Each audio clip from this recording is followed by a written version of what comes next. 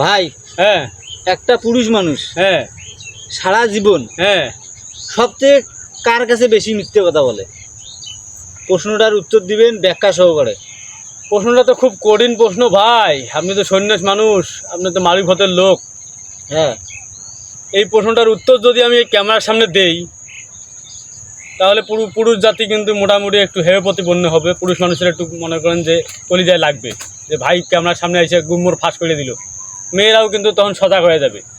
তারপরে প্রশ্নটা করছেন, আমি উত্তরটা দেওয়াই লাগবে। হ্যাঁ ভাই, ব্যাখ্যা সহকারেই দেব, যতটুকু সংক্ষিপ্ত করা যায় আর কি।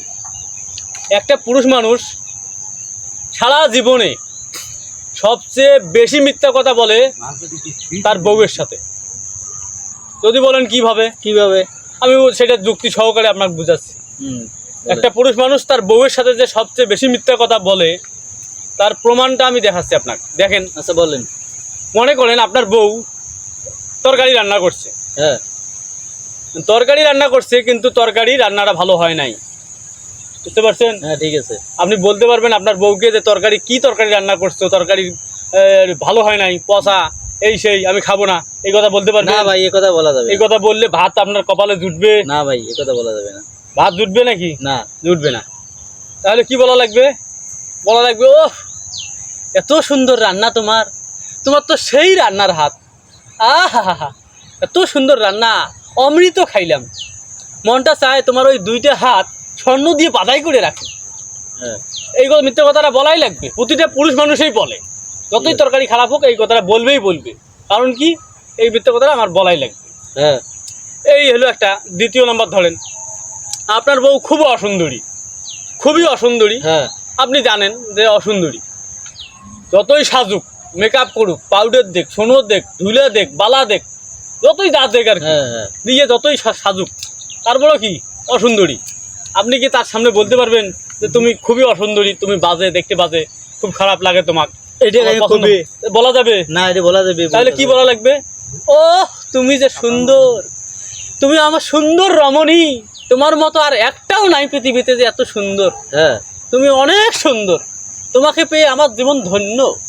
এই মিথ্যা কথাটা কিন্তু বলাই লাগবে। হ্যাঁ ভাই, না হলে কিন্তু সংসার হবে না ভাই। কথা ঠিক আছে, সংসার হবেই না। ঠিক আছে, এই কথাটা বলাই লাগবে, মিথ্যা কথাটা বলাই লাগবে। তারপরে মনে করেন বিবাহিত ছেলেরা প্রায় 70 থেকে 80% লোক সিগারেট খায়। হ্যাঁ, ওই বউয়ের সামনে গিয়ে মিথ্যে কথা বলবে, না আমি সিগারেট খাই নাই। কিন্তু কি করবে, গাছের পাতা, কোনটা সেন, এগুলো মারিয়ে যাবে যেন গন্ধ টের না পায় বউ। হ্যাঁ, যা বলবে, কি বলবে, এই মাথার দিব্যি আমি সিগারেট খাই নাই, কিন্তু সিগারেট খাই গেছে। হ্যাঁ, মাথার মধ্যে আবার দিব্যিও দিছে। হ্যাঁ, আবার পরের দিন বলে আমি আর কালকে থেকে খাবো না, দিব্যি দিলাম। কাল পরের দিন সকালে উঠে যায় আবার সিগারেট খাইতেছে। মানে মিথ্যে কথা অহরহ বলে। এটা বলে কি না? আপনি তো সন্ন্যাসী মানুষ, আপনার তো জানার কথা ভাই। জানার কথা না? জানি। আমি যে কথাগুলো কইলাম ঠিক আছে, কথা ঠিক আছে, অযৌক্তিক আছে না? না, কোনো পুরুষ মানুষ বলতে পারবে যে এইগুলা বিষয় তারা ফ্যামিলির মধ্যে সার্ভাইভ করে না? করে। আরও অনেক কিছু আছে, গোপন বিষয় আছে, তাই এইগুলো তো ক্যামেরার সামনে বলা যায় না। আচ্ছা হোক, যতটুকু পারছি বললাম। তো বন্ধুরা, আপনারা ছেলে মানুষ যারা আছেন তারা মনে কিছু নিয়েন না গুম্বর ফাঁস করার জন্যে। আর আপুরা, আপনাদের জন্য দুইটি কথা বলতেছি। এই যে ছেলে মানুষ মিথ্যে কথাটা বলে শুধুমাত্র আপনাদের একটু বেশি ভালোবাসা পাওয়ার জন্যে।